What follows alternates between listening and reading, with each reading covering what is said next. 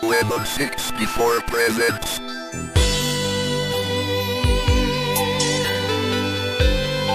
a Playguide video review. Sit back and enjoy the show.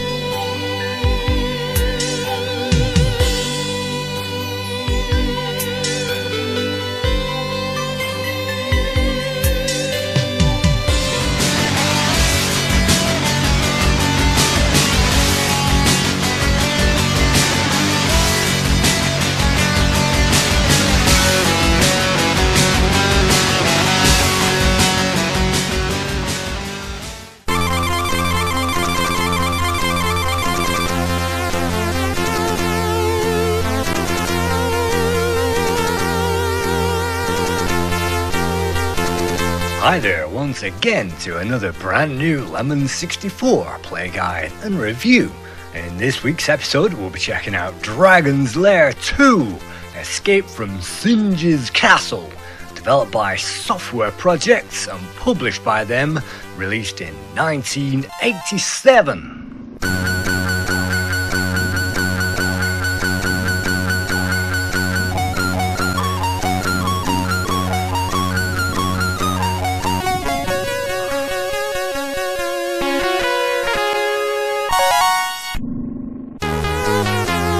As the game loads, we will be treated to a loading theme by Rob Hubbard, and you can see that pixel by pixel we get a great multicolored loading picture as well. And yes, the game is still loading whilst we've been faced with all this graphics architecture on the screen.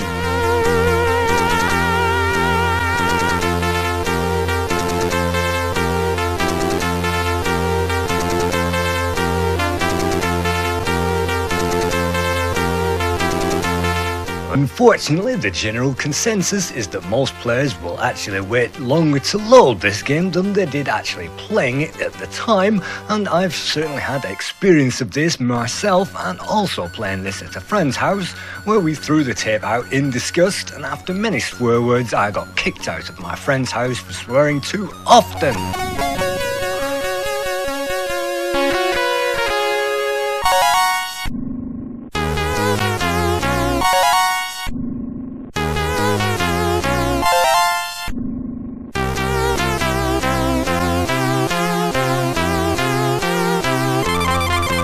Dragons Lair 2 is basically the levels that they swept off the floor from the original Dragons Lair game, which they did not have enough room on the tape to include in their original game. So they piled all of those onto a cassette and called those Escape from Singe's Castle, and you can see the evil Singe there, the dragon who will singe us if we don't escape from the castle in one piece. Finally, we get to reset that tape counter, and then we get to start the game itself, which begins with an introduction. And apparently, according to this, Dirk Daring is now still an idiot, but he's now an honoured and noble hero in the, again, presumptuous and peaceful kingdom of the Ethelred the Unready, and has decided to return to the scene of his butchery and the realm of the Dragon's Lair.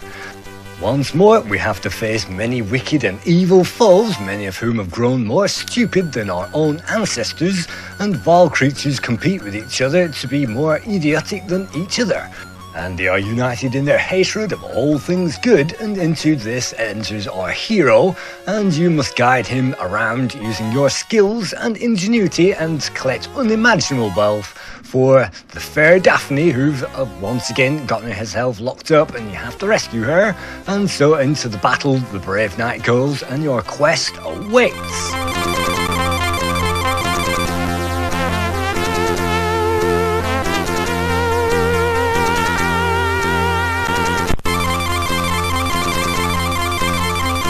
Eventually we get to the title screen, which also doubles as the game over screen, and on here we can see a few of the credits in this game, and you can see the name Dragons Lair Part II ...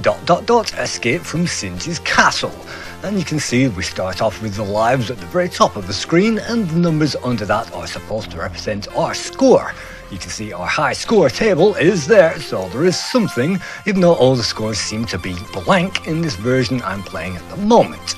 you can see the brickwork behind the items is pretty okay, but it's not really title screen. And so let's move on to the first level of this game, Ye Olde Boulders, and it's our job to pilot a simple kayak down a river.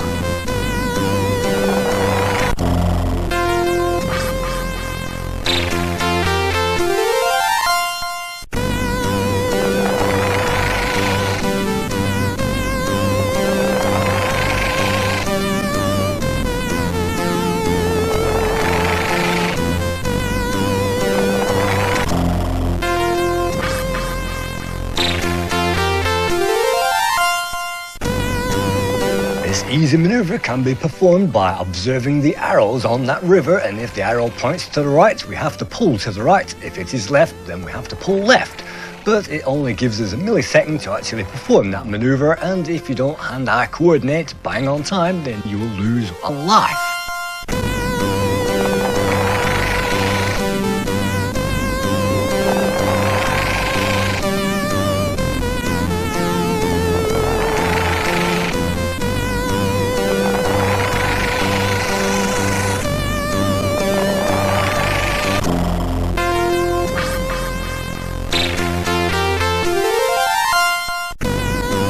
Matters a little bit worse, on the river there is a middle section and it is possible to go straight down the middle, and when this happens you have to push forward on the controller, and so you could be pulling left or right or forward at any given time.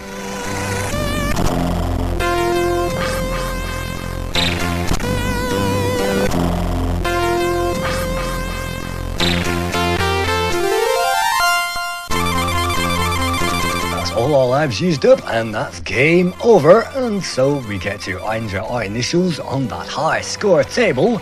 And in the meantime, skipping through all of that, let's just try again, and let's just try this game with full concentration, and let's just see if we can't make this possible.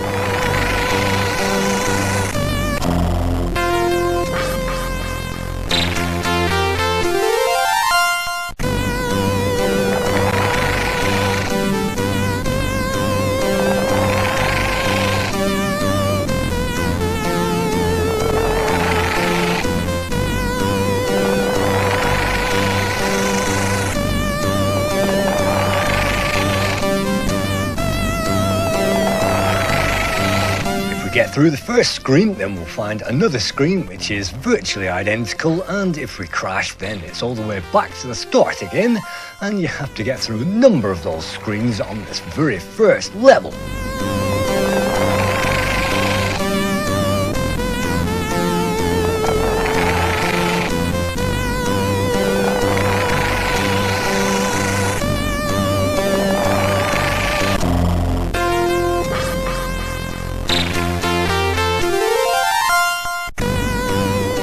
Have 2 lives remaining in which to get through this river section, and it shouldn't be any difficult than pulling left or right or pushing forward. But I've never known anybody that found that particularly easy, and even though it's easy to explain, it's very hard in practice. And so we are down to our final life on this particular playthrough.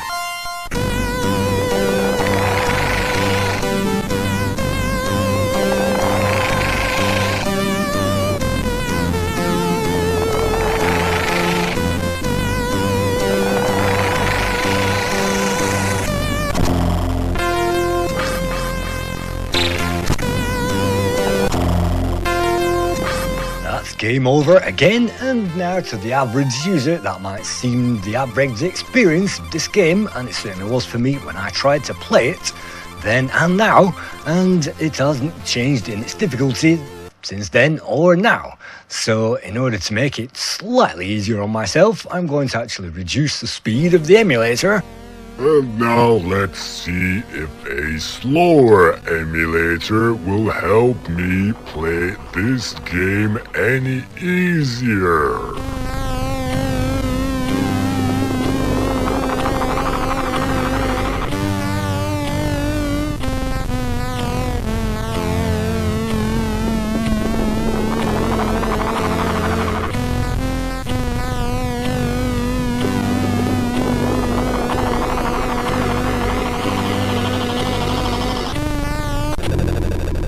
No!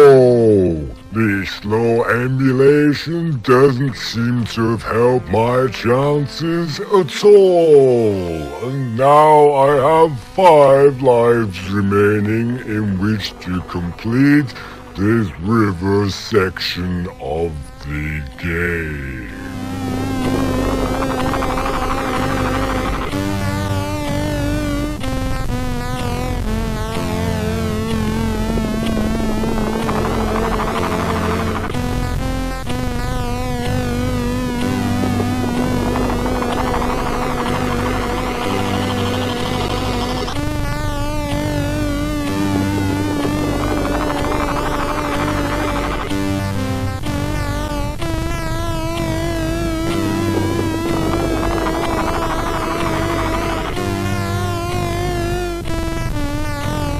So in order to complete the river section, you must negotiate 4 sets of rapids in order to move to the next phase.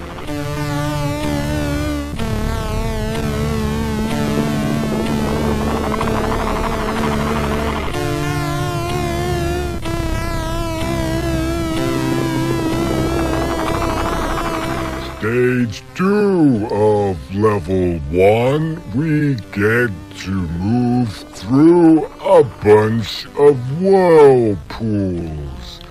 You should find 3 whirlpools on this screen, and it's our job to weave between them. This isn't particularly easy, even at this speed, and sometimes we can make a right mess of it. And then we go back seemingly to the start to try that all over again.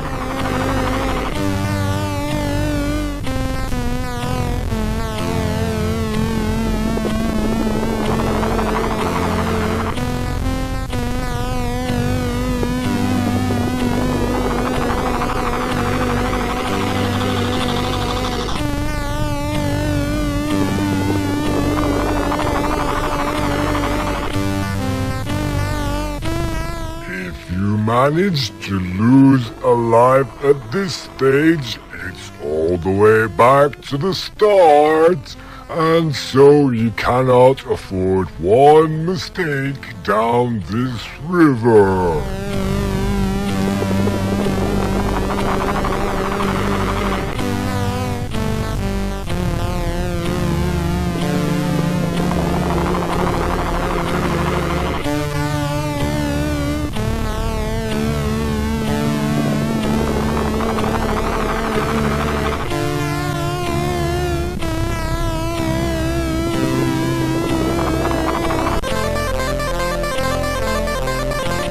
That music means we have completed the level, and now we get to see the same title picture all over again while we hear the music.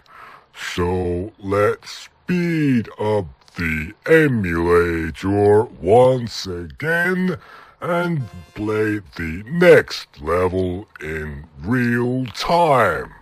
Let's press fire and check that out.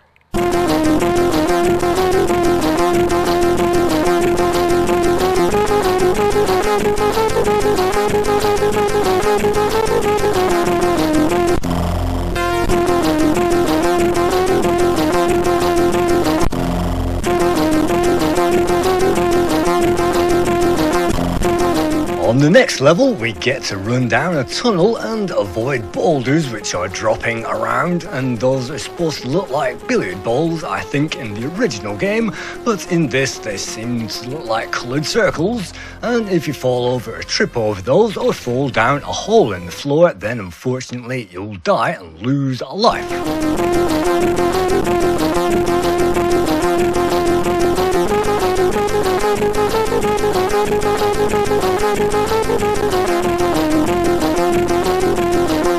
help us on this section, we can pull back and forward on the controller to avoid those things, and by pressing the fire button we can even jump over those balls and the holes in the floor, and that should mean that we can jump over everything in this level. Unfortunately, if you press fire at just the wrong moment, you won't be avoiding anything, and unless you time your way through these obstacles, really jumping wildly isn't going to get your way through it. These are much smaller than they are in the original arcade, but they are still a menace, and you will find it very difficult to get through this section.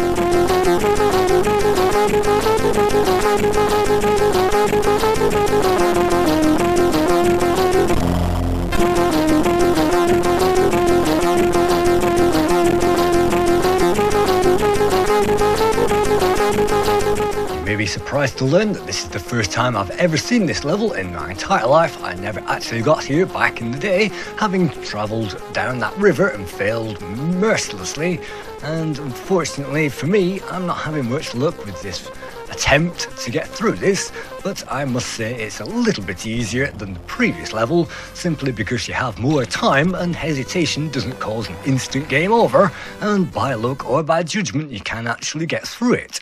So, this being the first time I've actually seen it, let's press fire button a few more times and let's see if we can get any better at this level.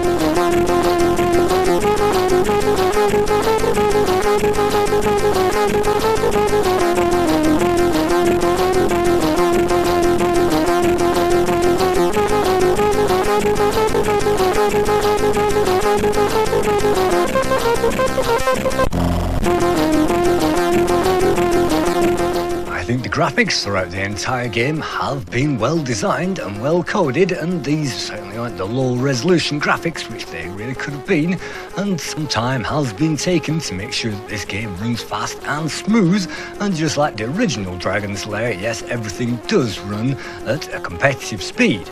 And I only wish that some of these sections actually ran just a bit slower, and then they may be a little bit more playable, and sometimes you have to really memorise a route down this road, and stepping forward just at the wrong time means that you'll either get flattened or left behind.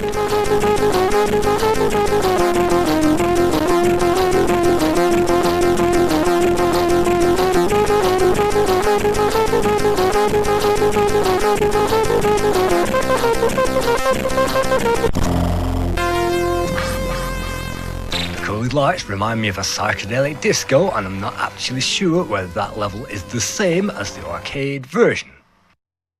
So let's slow down the game again and let's try that level out all over again. And this time let's see if we can't get any further with it.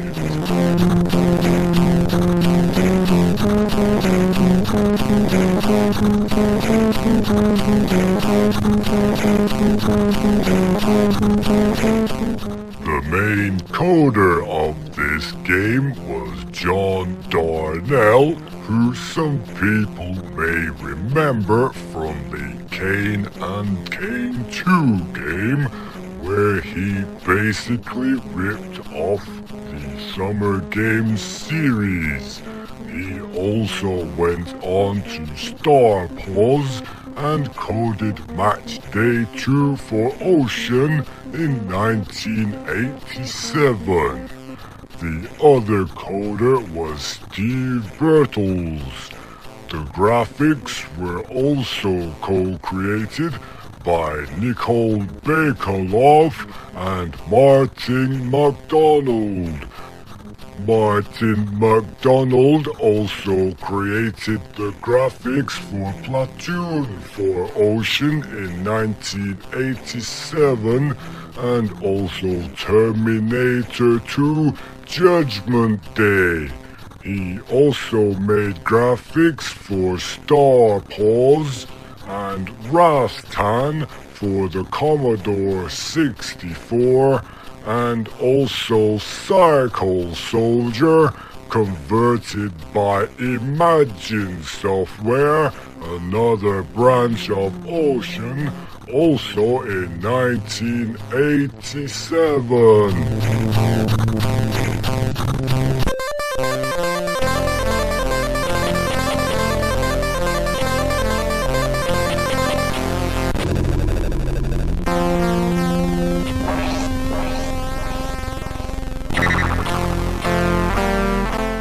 it's time to speed things up again as we move on to level 3.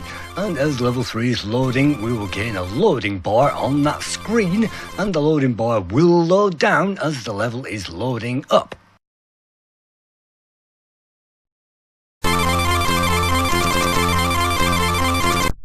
At this stage we can also switch on and switch off the loading music, but because that seems to be quite repetitive, even the great Rob Hubbard loading music isn't enough to save that from getting very repetitive indeed. But finally level 3 loads up, so this is the first time I've seen this. Let's press fire, let's check that out.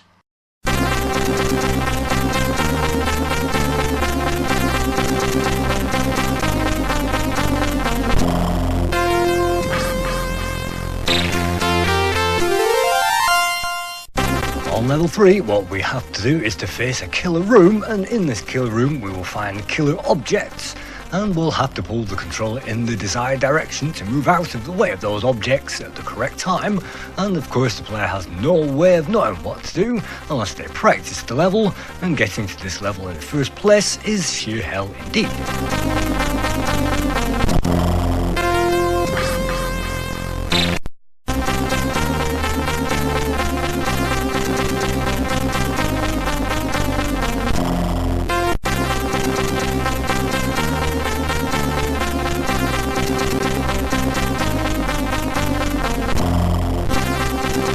While I give this a few more practice goes, you can see Dragons Lair 2 Escape from Singe's Castle is quite difficult, and it definitely requires mastery to get anywhere with it, and I find slowing the game down makes it playable, but apart from that I have nothing but bad memories for it. Unbelievably, the magazines went bananas for this and all gave this a massive score. CMVG gave this 80%, as well as Commodore User and Your Commodore, and slightly higher, Commodore Force actually awarded this game 81%, with the highest score going to Zap, who gave this 90% on its release February 1987.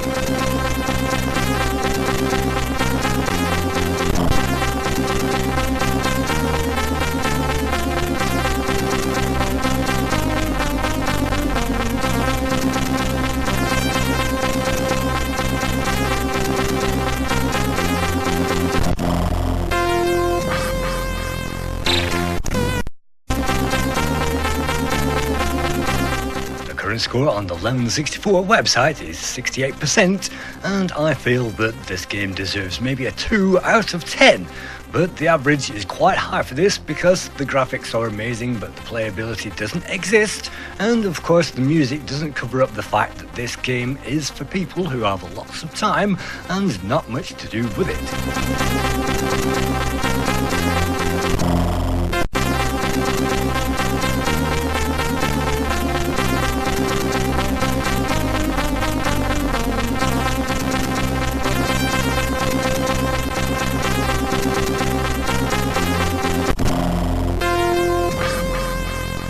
Thank you for viewing another Lemon C64 play guide and review, and I hope this little play guide has enabled you to see a few levels of this game and hopefully how to play it, and maybe if you have more patience than I have you can play this game and manage to get through it, and a few players have managed to get through it of course on the Lemon64 website, and those who have really praised the difficulty level and they have massive respect for it. I think this game is too difficult for its own good, and I have virtually no respect for this, and even though the graphics are way above average, the playability isn't there, so really, let's just skip over this game and I'll be happy never to play it again in my entire life. So thank you once again, and I'll see you in another play guide and review in another play guide sometime soon. Thank you.